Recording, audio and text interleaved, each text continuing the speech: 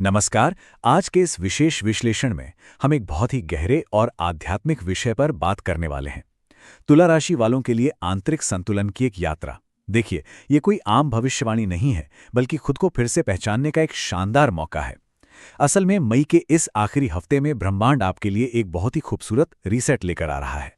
शनिदेव अब रेवती नक्षत्र में प्रवेश कर रहे हैं और ये खगोलीय बदलाव जिंदगी के हर भटकाव को दूर करने की एक अद्भुत ताकत रखता है।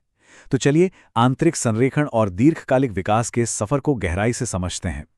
जरा एक पल के लिए रुकिए और सोचिए, क्या ऐसा नहीं लगता कि दुनिया भर की चीजों को, हर इंसान को संतुलित करते करते तुला राशि वाले अंदर से कहीं बहुत ज्यादा थक चुके हैं।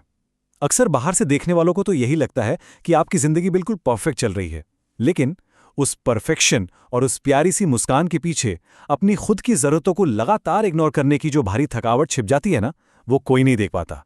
अब वक्त आ गया है अपनी इस छिपी हुई थकावट को स्वीकार करने का। और जब वो बाहर का शोर थोड़ा शांत होता है ना, तब मन में एक बड़ा गहरा सवाल गूंजता है। आखिर मेरा खुद का वजूद क्या है? मेरी जिंदगी का असली पर्पस आखिर कहाँ खो गया? रात के सन्नाटे में या अकेलेपन में?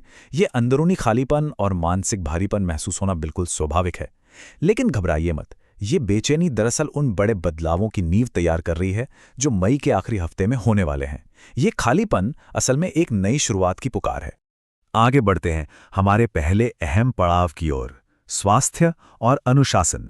देखिए, शरीर के स्तर पर होने वाले बदलावों को समझना बहुत जरूरी है। 22 मई से 25 मई के बीच का जो समय है, उसमें थोड़ी सुस्ती, थकान या शायद मौसम बदलने की वजह से शरीर में एक भारीपन सा लग सकता है।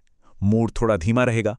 लेकिन अच्छी खबर यह है कि इसके ठीक बाद यानी हफ्ते के बाकी दिनों में एक बहुत ही शानदार रिकवरी होने वाली है। ये शुरुआती थकान एक बिल्कुल नई और पॉजिटिव एनर्जी में बदल जाएगी। लेकिन ये रिकवरी ना अपने आप नहीं होगी। आपको खुद कुछ जरूरी और सचेत कदम उठाने होंगे। अक्सर होता क्या है कि जब मानसिक तनाव बढ़ता है तो हम अपने ही शरीर के सिग्नल्स को इग्नोर करने लगते हैं। इसे तुरंत रोकना होगा। अपनी नींद का साइकिल ठीक कीजिए, खूब सारा पानी पीजिए और खाने पीने की आदतें सुधारिए। और सबसे असरदार दवा पता क्या है?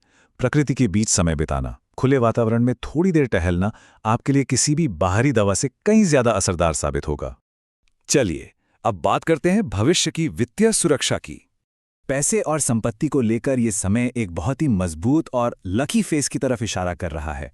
और दिलचस्प बात यह है कि यह कोई अचानक लगी लॉटरी नहीं है, बल्कि आपके ही अतीत में किए गए प्रयासों का फल है। अचानक धन लाभ के रास्ते खुल सकते हैं, जैसे कोई बहुत पुरानी इन्वेस्टमेंट हो, कोई भूली बिसरी इंश्योरेंस पॉलिसी हो या फिर पैतृक संपत्ति से जुड़ा कोई मामला हो। मतलब साफ है, अतीत में जो बीज आपने बोए थे वो अब फल देने के लिए बिल्कुल तैयार हैं। और पैसों को लेकर आपकी पूरी मानसिकता में एक बहुत बड़ा बदलाव आ रहा है। अब फोकस सिर्फ पैसा खर्च करने पर नहीं रहेगा, बल्कि लंबे समय के लिए वेल्थ क्रिएशन यानी धन निर्माण पर जाएगा।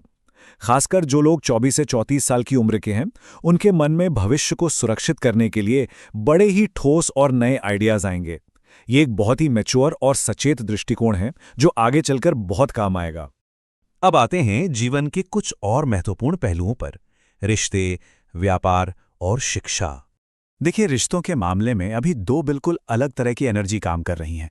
एक तरफ तो कुछ कमजोरियां हावी हो सकती हैं, जैसे ओवरथिंकिंग करना, मन ही मन में कोई तनावपूर्ण सिचुएशन बना लेना और जल्दबाजी में इमोशनल फैसले ले लेना। लेकिन दूसरी तरफ आपके पास एक बहुत बड़ी ताकत भी है, आपकी शानदार कूटनीति यानी डिप्लोमेसी। व्यापार या पार्टनरशिप में बड़े से बड़े ईगो क्लैश को सुलझाने में आप माहिर हैं।